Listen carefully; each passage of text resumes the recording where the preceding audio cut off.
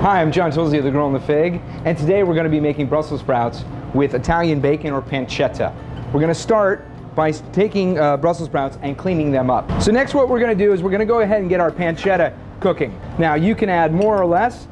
I will admit that the recipe calls for more, but if you're a little sensitive to too much pancetta, which I can't imagine why, you can do less. What we're going to do is we're just going to let this slowly cook on the stove.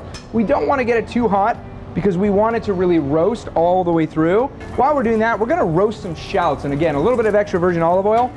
This is a great additional element to the dish.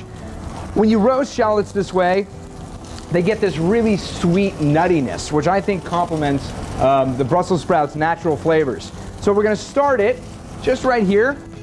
We don't want to get too much caramelization, but we're going to get it going, and then we're actually going to finish it in the oven. They really get that roasty flavor to it. So our pancetta is done, and we're going to go ahead and take the pancetta out of the pan and put it on a paper towel, just to take a little bit of that extra fat off. But we're going to use most of this fat to cook our Brussels sprouts in, and we're going to go ahead and do that next.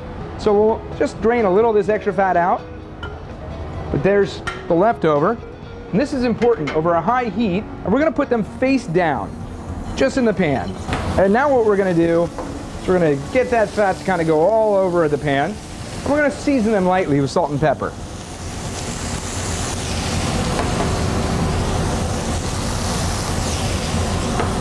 So that's going to take about 5-6 minutes, and we're going to get them caramelized, and then we're going to finish them in a hot oven, about 425 degrees.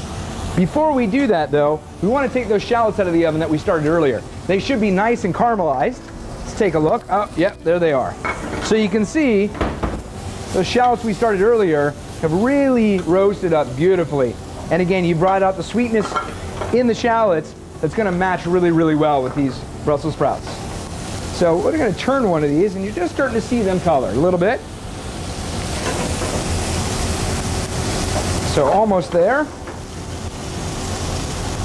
And at this point, I'm going to add a little bit of our shallots in.